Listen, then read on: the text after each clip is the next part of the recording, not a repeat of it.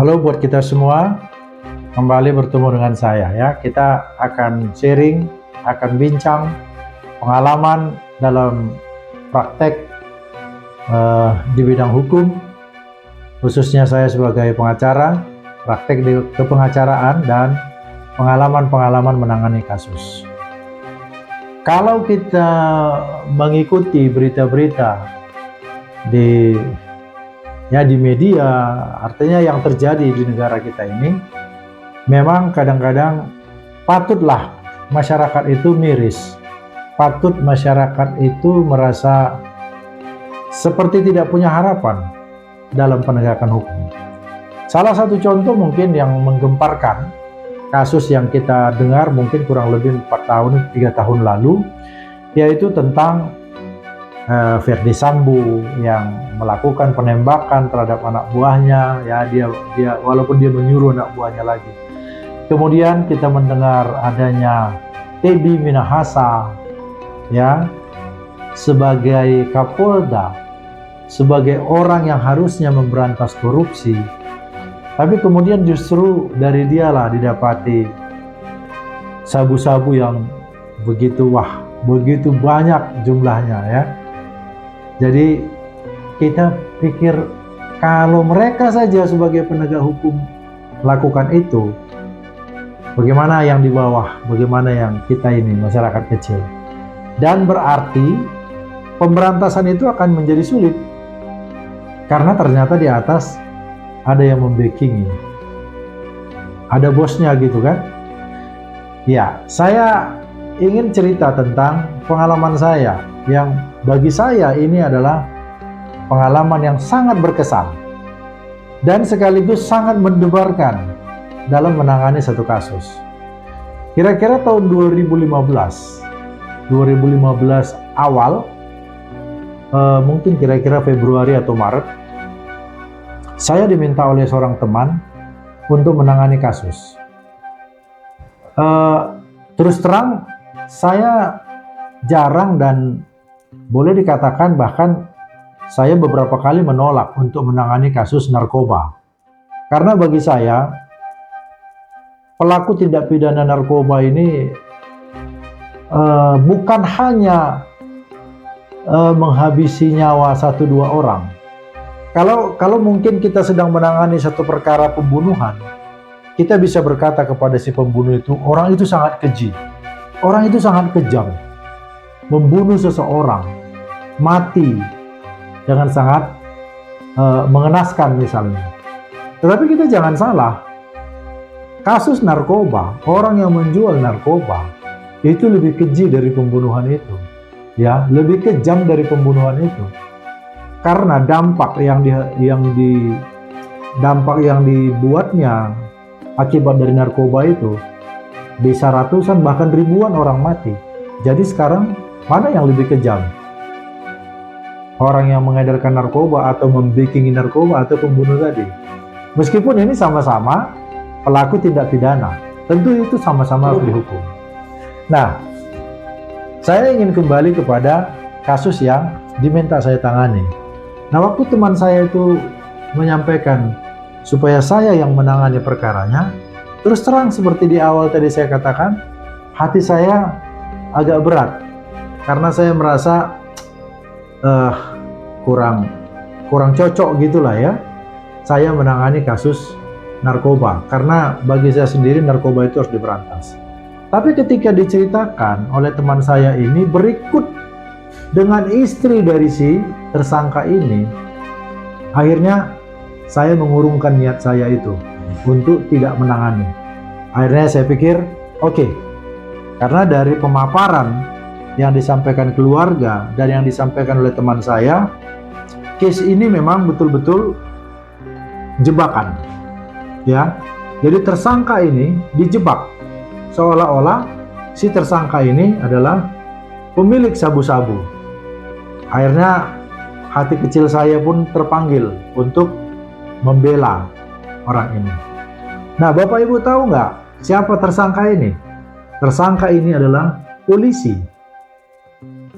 Sudah, jadi kepolisian menangkap seorang polisi yang menurut polisi dari Ditres Narkoba, ya, yang menurut polisi dari narkoba, dari Direktorat Narkoba Polda itu, si polisi klien saya ini memiliki sabu-sabu. Singkat cerita, perkara itu berjalan di pengadilan. Tapi sebelum perkara itu berjalan di pengadilan,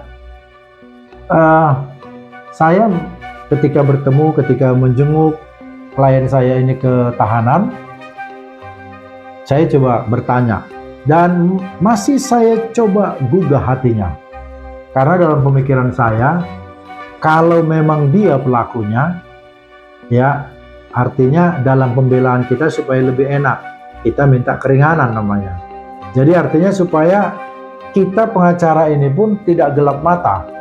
Artinya kita pengacara ini pun kalau membela perkara, ya proporsional saja. Nah, saya menawarkan itu kepada klien saya. Tetapi oleh klien saya dikatakan saya tidak memiliki barang itu. Barang itu bukan saya punya. Sabu-sabu itu bukan saya punya. Nah, jadi pertanyaan yang saya lontarkan itu sebetulnya selain untuk membuat terangnya satu perkara, juga untuk membuat nyamannya perasaan saya. Kan begitu.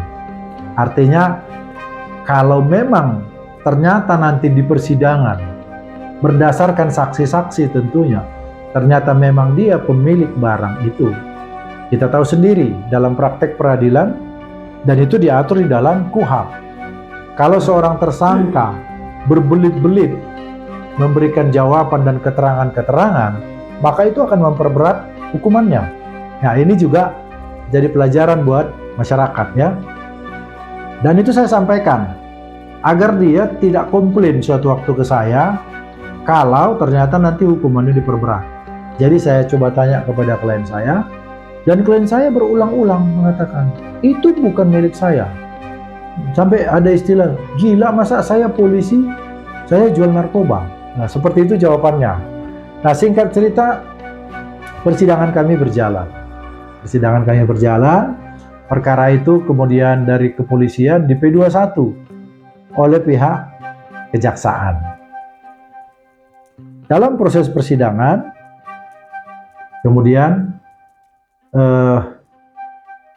saksi-saksi yang dihadirkan itu adalah polisi yang melakukan penangkapan. Ya, polisi yang melakukan penangkapan itu saja yang dijadikan saksi. Kalau tidak salah waktu itu ada 2 orang. Karena kasus ini sudah mulai tahun 2015, kurang lebih sudah 9 tahun ini. Jadi seingat saya ada 2 orang yang dihadirkan oleh kepolisian. Nah, padahal untuk menjebak klien saya si polisi ini ada 2 orang yang kalau istilah di Medan itu namanya kibus, ya. Kalau istilah di tempat lain macam-macam, ada cepu, ada rusa gitu, ya. Artinya ini mata-mata lah gitu.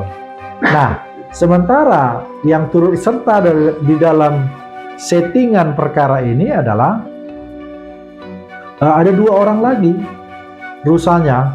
Satu namanya Deki, satu namanya Anta. Anta ini merupakan rusa dari klien saya.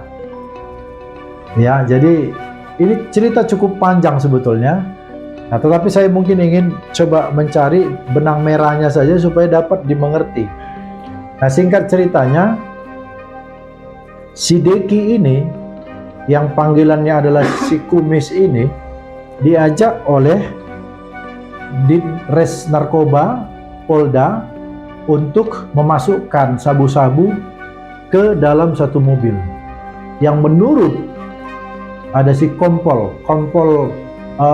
RHA, ya, Kompol RHA ini di Polda, dia mengatakan bahwa nanti kita akan menjebak bandar orang Aceh katanya.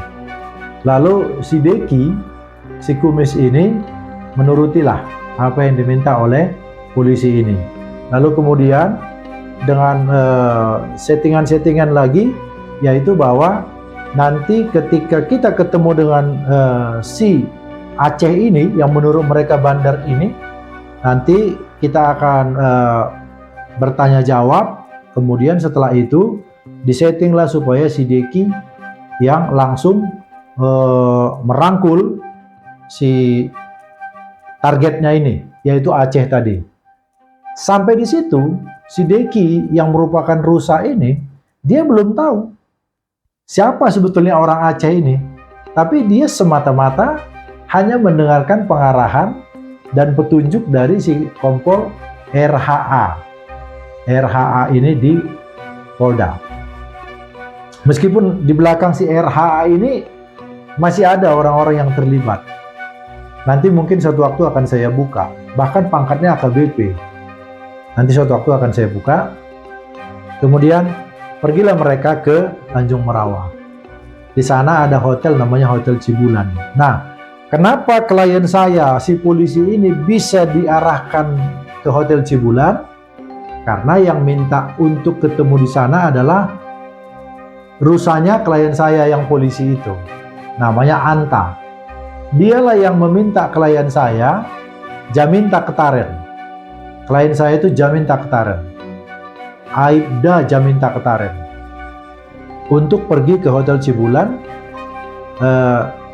Nggak tahu apa pembicaraan mereka, tetapi akhirnya klien saya itu pergi ke sana. Ya, sampai di sana rupanya Deki dan Kompol RHA dengan teman satu timnya yang lain, ada Marga Panjaitan, itu sudah sampai di lokasi. Yang menurut Anta, nanti setelah dia kasih kode ke si Deki, maka Deki harus melakukan penyergapan untuk menangkap si Aceh tadi. Singkat cerita, setelah itu diatur, ditangkaplah. Setelah klien saya Jaminta Ketaren berbincang-bincang dengan si Anta, lalu kemudian ketika si klien saya berbalik akan masuk kembali ke mobilnya, di sanalah si Deki ini langsung menyergap klien saya, Aibda Jaminta Ketaren. Lalu kemudian sabu-sabu yang sudah disiapkan tadi, yaitu seberat 18 gram itu, dimasukkan ke mobil klien saya oleh si Kumis, oleh si Deki. Nah, kemudian setelah dirangkul, kemudian dia diborgol. Lalu si Deki ini ingin menggeledah mobil ini, kemudian dia pergi ke bagasi belakang. Lalu dia buka bagasi belakang, tapi dia sangat terkejut ketika dia buka bagasi belakang. Ternyata dia melihat ada uniform atau pakaian dinas polisi, yaitu pakaian dinas klien saya ini, Aibda Jaminta Ketaren. Kemudian dia mulai bingung, tetapi karena proses sudah dilaksanakan, ya, kemudian dia banting ini bagasi, dia balik ke markas, dia balik ke Polda. Seperti itulah settingan yang dilakukan oleh pihak Ditres Narkoba Polda untuk menjebak klien saya itu. Lalu kemudian persidangan berjalan.